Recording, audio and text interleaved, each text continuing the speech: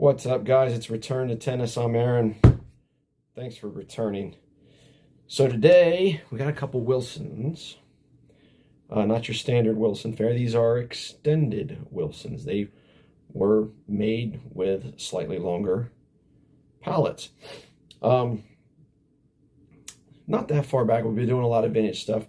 These are not vintage. These are, I would say, probably around 2012 to 2016. What we're going to start, the first one, is the old BLX Tour. Now, this also came in a BLX Tour Limited, which was endorsed by Japanese pro Kei Nishikori, which we're going to talk about more here in a moment. 27¼ inches long. This one's pretty light. This one comes in stock weight with strings about 304 grams. It's a very light racket. 321 swing weight, so it's a pretty decent swing weight for a racket that light. 95 square inches, 27¼ Now, Kei Nishikori is purportedly using this racket in the Tour Limited version. Now, the Limited is 27½ inches. It's a bit heavier. It's around the 315 range, 315 grams, maybe higher. And once he adds his lead, we're not sure how much lead he's using. But it's 27½, 95, 16 by 20 pattern. And it has a swing weight of 341, I believe. Now, if you've seen Kei Nishikori play, you say, well, that's not right. He's playing with a Wilson Ultra. He's not. He's not playing with a Wilson Ultra. He is playing with a Wilson Ultra Tour 95 countervail. That's what they want you to believe he's playing. He's probably actually playing the BLX Tour Limited. What's interesting about the BLX Tour and the Tour Limited and the racket that Nishikori currently endorses, the Ultra Tour 95 countervail, is they all have the old PWS system. They still have it. We're going to get out and compare this one alongside another slightly extended racket that Nishikori also endorsed at one point, and it is the Burn 95. I didn't even know they made a Burn 95. I thought all the Burns were like 100 size plus. So this one also PWS, 95 square inches. This one's 27¼ right? It's countervail. It has the countervail technology.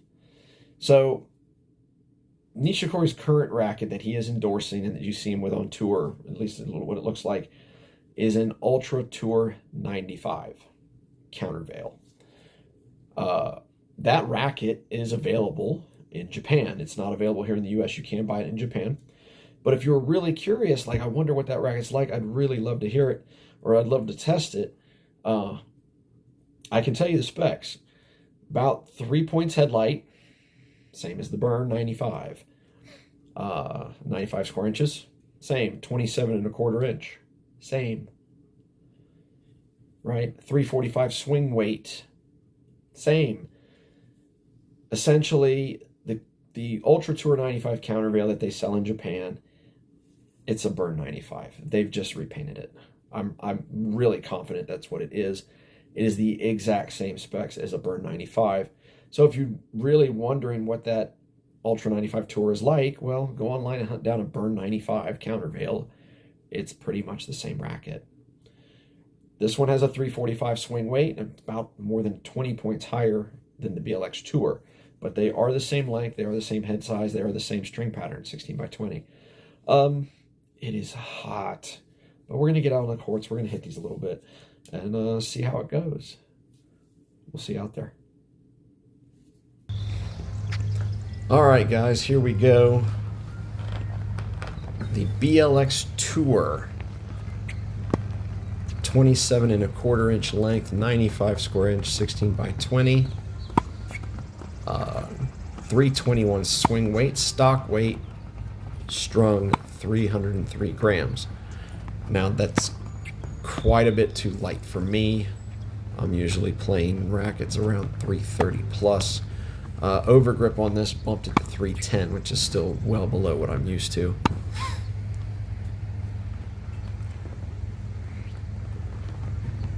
Oh, here we go. Yep. The slingers decided to jam already. So, we like 6 balls in. You may notice that my camera seems to be slightly askew. My tripod took a crap today. I'm going to have to replace one of those before we can get some more filming done. I mean, we may be able to get one more video filmed on it before it's completely done. One of the legs wants to keep falling off. It's not helping. Let's get the slinger reset here. Give the balls a stir. Let's try this again. You'd think they would address this problem because it can't be just me. Anyway, the BLX Tour, very nice, has the PWS technology in the hoop, which Wilson no longer utilizes. Does not have countervail, which is going to show up in the other racket, the Burn. Oh, it's not bad. Seems decent control. Has a little bit of pop to it. Had a lot more spin potential than I anticipated.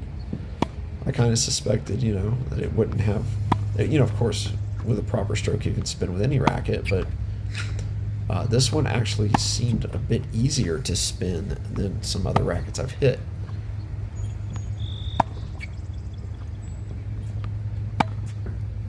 Except that ball.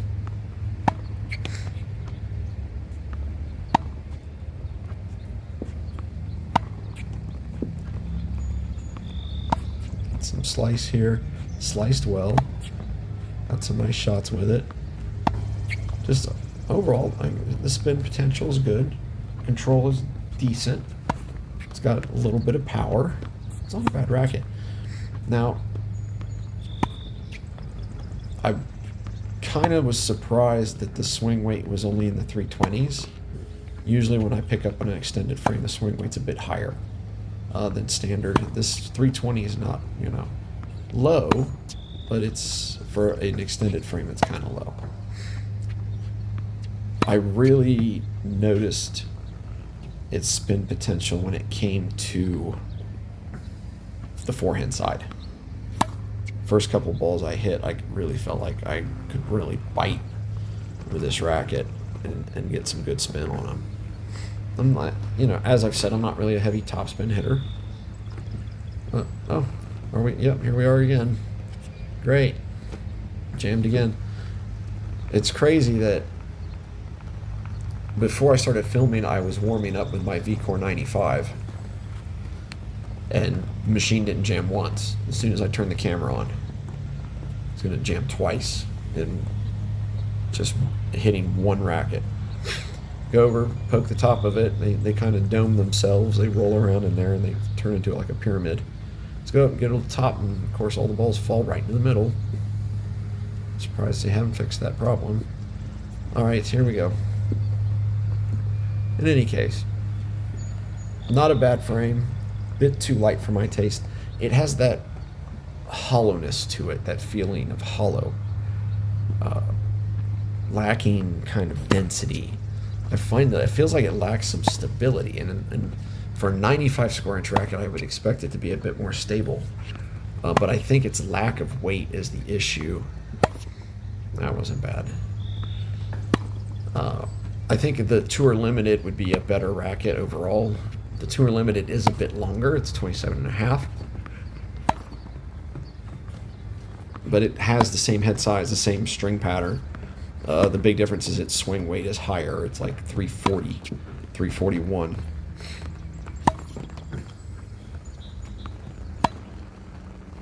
But this, like I said, it's not horrible, but its lack of weight, which affects, I think, its stability. And that little bit of extra length probably plays into the stability a little bit as well. But overall, I mean, it's not a bad deal. I picked it up at Play It Again Sports. Fairly reasonable. Also scored a Radical Tour Bumblebee while I was there for $12. So, of course, I liberated it, took it home for $12. I'm not going to let a Bumblebee sit there. But it's, it's okay. Not going in the bag. Going into storage. Who knows? Maybe someday someone will want one.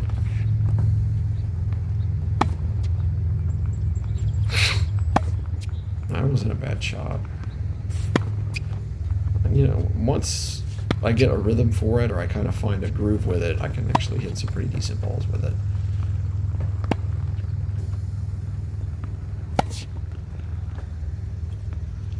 But I definitely, with these rackets, even though they're just a 1/4 inch extra in length, I was finding myself a little jammed.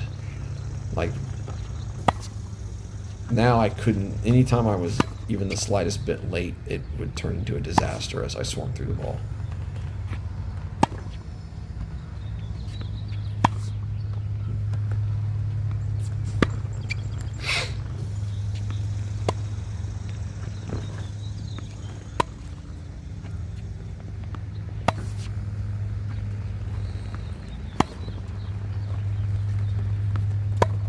Ooh, that was a shank.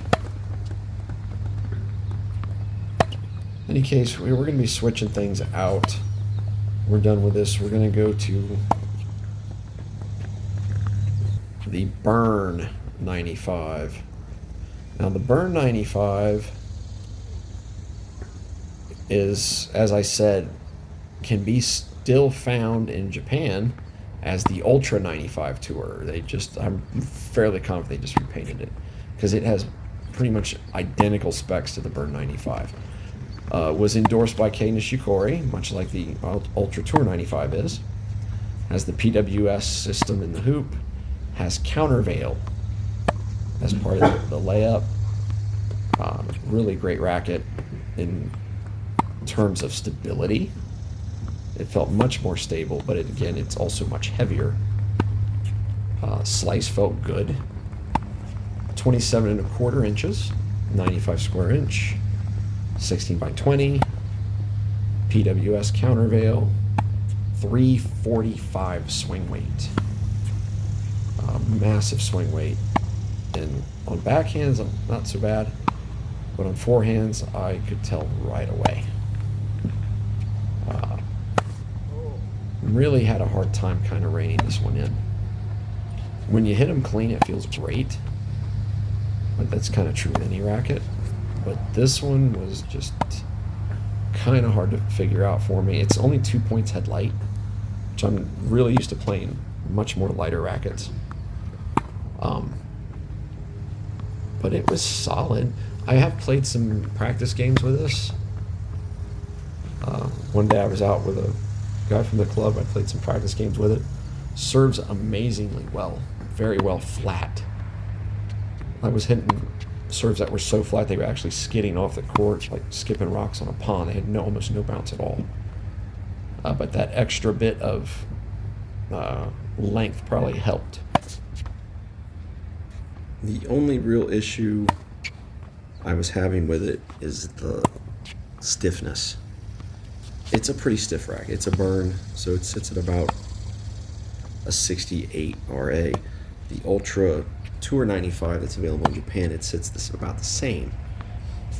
Not the most arm friendly, and with that extra length, that little bit of extra length and that heavy swing weight, it really does torque on the arm quite a bit. And where I noticed it the most was on serves. Ground strokes not as noticeable, but on serves, anything where I'm swinging over my head, it was immediately noticeable that it was pulling. So, but if you can handle the weight, or not even really the weight, because the weight on this racket's not that bad. It's around probably 320 something, but it's the torque that's the issue. If you can handle the torque as it comes around on your shoulder, it can be a big weapon for you on the court.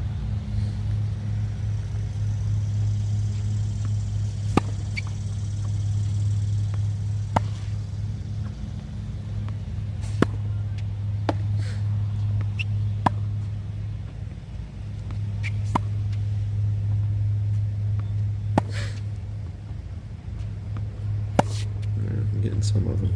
In any case, guys, we're going to wrap things up. We do have some more rackets in the pipe. some new releases from 2023 and 2024 that haven't been really seen here in the States yet. Things I acquired overseas, as well as a couple other rare rackets that I was finally able to track down. Until we see you next time, guys, it's nice where you are despite the heat. Get off the couch and get on the courts and enjoy this weather and play some tennis.